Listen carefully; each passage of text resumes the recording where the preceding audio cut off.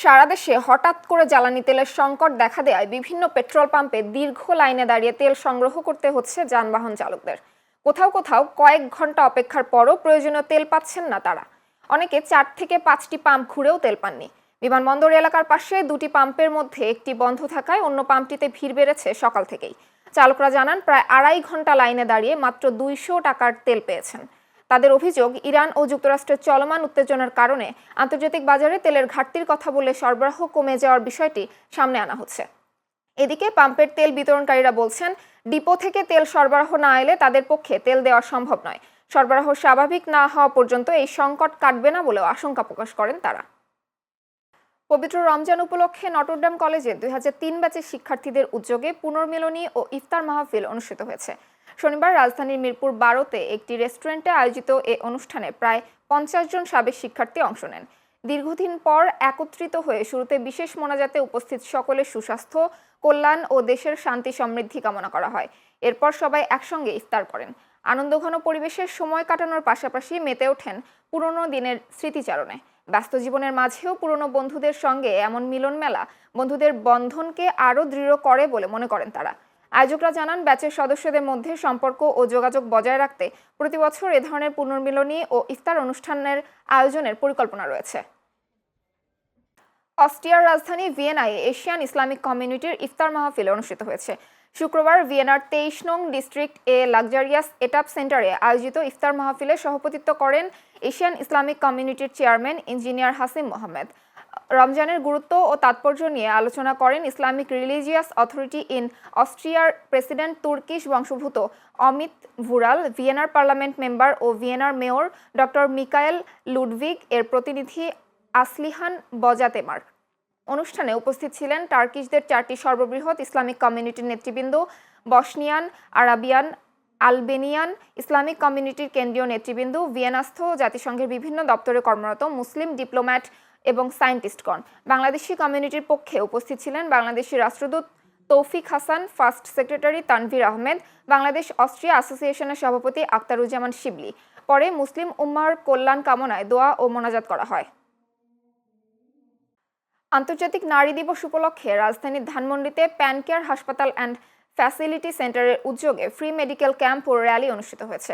রোববার হাসপাতাল প্রাঙ্গণ থেকে র্যালিটি বের হয়ে আশেপাশের সড়ক প্রদক্ষিণ করে পুনরায় হাসপাতাল প্রাঙ্গণে গিয়ে শেষ হয়। এতে হাসপাতালের চিকিৎসক, নার্স, কর্মকর্তা, কর্মচারী সহ স্থানীয় নারীরা অংশগ্রহণ করেন। র্যালিতে নারী স্বাস্থ্যসেবা ও অধিকার বিষয়ে সচেতনতার বৃদ্ধির বিভিন্ন বার্তা তুলে ধরা হয়। র্যালি শেষে আয়োজিত ফ্রি মেডিকেল ক্যাম্পেইনে অসহায় ও নিম্ন আয়ের নারীদের বিনামূল্যে চিকিৎসা সেবা দেওয়া হয়।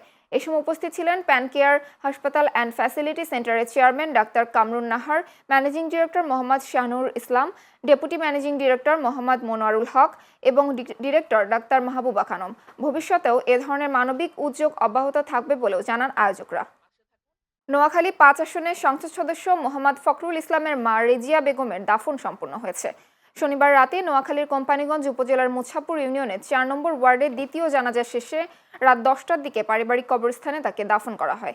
এর আগে শনিবার সকাল 10টার দিকে রাজধানীর একটি হাসপাতালে চিকিৎসাধীন অবস্থায় তিনি মারা যান। তার বয়স হয়েছিল 85 বছর।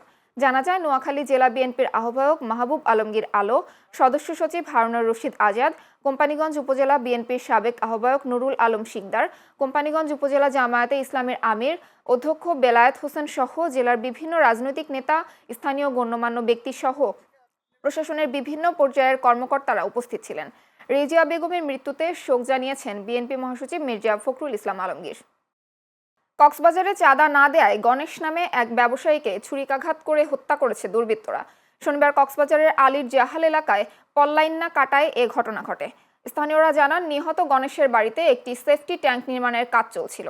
এ সময় জিসানের নেতৃত্বে 2 থেকে 3 জন এসে চাঁদা দাবি করে। গণেশ চাঁদা দিতে অস্বীকৃতি জানালে তার পেটে এলোপাথারি ছুরিকাঘাত করে তারা। পরে গুরুতর আহত অবস্থায় স্বজনরা তাকে উদ্ধার করে কক্সবাজার সদর হাসপাতালে নিয়ে গেলে কর্তব্যরত চিকিৎসক মৃত ঘোষণা করেন। ঘটনার পর এলাকায় উত্তেজনা বিরাজ করছে।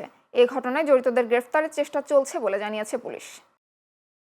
মাদারীপুরের ডাসার উপজেলার ঢাকা-বরিশাল মহাসড়কে অভিযান চালিয়ে 92 পিস ফেন্সিডিল সহ হাবিবুর রহমান নামে এক ব্যক্তিকে আটক করেছে র্যাব। শনিবার ডাসার উপজেলার নির্মাণাধীন একটি সার্ভিস পাম্পের সামনে গোপন সংবাদের ভিত্তিতে এ অভিযান পরিচালনা করা হয়। র্যাব জানায় মোটরসাইকেলের ট্যাঙ্কির ভেতরে তল্লাশি করে 92 পিস ফেন্সিডিল উদ্ধার করা হয়। প্রাথমিক জিজ্ঞাসাবাদে জানা গেছে, হাবিব সাতক্ষীরা থেকে এসব মাদক সংগ্রহ করে বরিশালের গৌরনদীতে নিয়ে যাচ্ছিল। গোপন তথ্যের ভিত্তিতে র্যাব 8-এর একটি দল তাকে আটক করে এবং মাদকগুলো জব্দ করে। এই ঘটনায় আটক ব্যক্তির বিরুদ্ধে মাদকদ্রব্য নিয়ন্ত্রণ আইনে মামলা দায়ের করা হয়েছে। খুলনা সাতক্ষীরা মহাসড়কে যৌথ অভিযানে মাদক ও অবৈধ অস্ত্রসহ 3 জনকে আটক করেছে মাদকদ্রব্য নিয়ন্ত্রণ অধিদপ্তর ও খুলনা মহানগর পুলিশ। শনিবার গোপন সংবাদের ভিত্তিতে খুলনার নিজ খামার এলাকায় এই অভিযান পরিচালনা করা হয়। মাদকদ্রব্য নিয়ন্ত্রণ অধিদপ্তরের বিভাগীয় গোয়েন্দা কার্যালয়ের উপপরিচালক এসকে ইফতেখার মোহাম্মদ উমায়েরের নেতৃত্বে অভিযান পরিচালনা করা হয়। অভিযানে প্রথমে একটি বাস তল্লাশি করে 2 নারী যাত্রীর কাছ থেকে 80 বোতল মাদক সিরাপ উদ্ধার করা হয়। পরে ঢাকাগামী আরেকটি বাসে অভিযান চালিয়ে যাত্রী সুরাইয়া পারভিন সুমির কাছ থেকে 2টি রিভলভার, 3টি পিস্তল, 4টি ম্যাগাজিন এবং 96 রাউন্ড গুলি উদ্ধার করা হয়। মাদকদ্রব্য নিয়ন্ত্রণ অধিদপ্তর জানায়, মাদক ও অবৈধ অস্ত্র প্রতিরোধে এ ধরনের অভিযান ভবিষ্যতেও অব্যাহত থাকবে। নরসিংদী জেলা বিএনপির সহসভাপতি বীর মুক্তিযোদ্ধা তোফাজ্জল হোসেন মাস্টারের আয়োজনে ইফতার ও দোয়া মাহফিল অনুষ্ঠিত হয়েছে। শনিবার বিকেলে পাইলট উচ্চ বিদ্যালয় মাঠে ইফতার মাহফিলের আয়োজন করা হয়। এই সময় উপস্থিত ছিলেন নরসিংদী 3 আসনের সংসদ সদস্য ও জেলা বিএনপির সাধারণ সম্পাদক মঞ্জুর এলাহি, বিএনপি জাতীয় নির্বাহী কমিটির সদস্য আকরামুল হাসান মিন্টু, চ্যানেল এস এর পরিচালক ও HR অ্যাডমিন ইঞ্জিনিয়ার আবু আল সিরাজি ও শিবপুর উপজেলা বিএনপির সভাপতি আবুল হারিস রিকাবদার সহ অন্যান্যরা। পরে দেশ ও জাতির কল্যাণে দোয়া ও মোনাজাত করা হয়। পবিত্র মাহে রমজান উপলক্ষে নোয়াখালীতে জেলা পরিবেশক ব্যবসায়ী সমিতির উদ্যোগে দোয়া ও ইফতার মাহফিল অনুষ্ঠিত হয়েছে। শনিবার বিকেলে বেগমগঞ্জ উপজেলা চৌমুহনীর একটি কনভেনশন হল রুমে জেলা পরিবেশকের আয়োজনে ইফতার ও দোয়া মাহফিল অনুষ্ঠিত হয়। এদিকে ব্রাহ্মণবাড়িয়ার আশুগঞ্জে সুধীজনদের সম্মানে ইফতার ও দোয়া মাহফিল অনুষ্ঠিত হয়েছে। আশুগঞ্জ প্রেস ক্লাবের উদ্যোগে শনিবার স্থানীয় একটি চাইনিজ রেস্টুরেন্টে ইফতার ও দোয়া মাহফিলের আয়োজন করা হয়। এতে প্রধান অতিথি ছিলেন আশুগঞ্জ উপজেলার নির্বাহী কর্মকর্তা রাফে মোহাম্মদ ছড়া। অন্যদিকে সাতক্ষীরার কলারোয়ায় 1 নম্বর জয়নগর ইউনিয়ন জামায়াতের উদ্যোগে ইফতার মাহফিল অনুষ্ঠিত হয়েছে। শনিবার বিকেলে কলারোয়া উপজেলা বেগম খালেদা জিয়া কলেজ মাঠ প্রাঙ্গণে ইফতার মাহফিলের আয়োজন করা হয়। এছাড়া দিনাজপুরের ঘোড়াঘাটে বেগম খালেদা জিয়া ও শহীদ জিয়াউর রহমানের রুহের মাগফিরাত কামনায় দোয়া ও ইফতার মাহফিল অনুষ্ঠিত হয়েছে। শনিবার সন্ধ্যায় পৌর বিএনপির আয়োজনে দক্ষিণ জয়দেবপুর সরকারি প্রাথমিক বিদ্যালয়ে ইফতার মাহফিল অনুষ্ঠিত হয়। জাতীয়তাবাদী শিক্ষক কর্মচারী ঐক্যজোট নাটোর জেলার আয়োজনে ইফতার ও দোয়া মাহফিল অনুষ্ঠিত হয়েছে। শনিবার বিকেলে নাটোরের আলাইপুর জেলা বিএনপির কার্যালয়ে ইফতার ও দোয়া মাহফিল অনুষ্ঠিত হয়। এ সময় উপস্থিত ছিলেন শিক্ষক কর্মচারী ঐক্যজোটের কেন্দ্রীয় কমিটির অতিরিক্ত মহাসচিব জাকির হোসেন সহ অন্যান্যরা। সমুদ্র নয়, তবুও সমুদ্রের আমেজ। দক্ষিণ বাংলার গোপালগঞ্জে গড়ে উঠেছে এক অনন্য দর্শনীয় স্থান, যাকে স্থানীয়রা ভালোবেসে ডাকেন মিনি কক্সবাজার। প্রাকৃতিক সৌন্দর্য আর বিস্তীর্ণ বালুচরের আবহে এই স্থানটি এখন পর্যটকদের কাছে এক আকর্ষণের কেন্দ্রবিন্দু। প্রতিনিধি শান্ত শেখের পাঠানো তথ্যচিত্রে দেখুন প্রতিবেদন। দূর থেকে দেখলে মনে হয় যেন সমুদ্রের তীর, চারদিকে ধুধু বালুচর, আকাশ আর পানির মিতালি, আর বিকেলের সোনালি রোদে ঝলমলে পরিবেশ, ঠিক যেন কক্সবাজার সমুদ্র সৈকতের এক প্রতিচ্ছবি।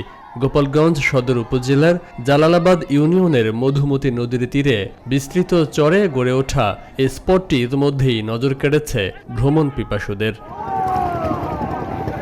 বিশেষ করে ছুটির দিনগুলোতে এখানে ভিড় বাড়ছে দর্শনার্থীদের।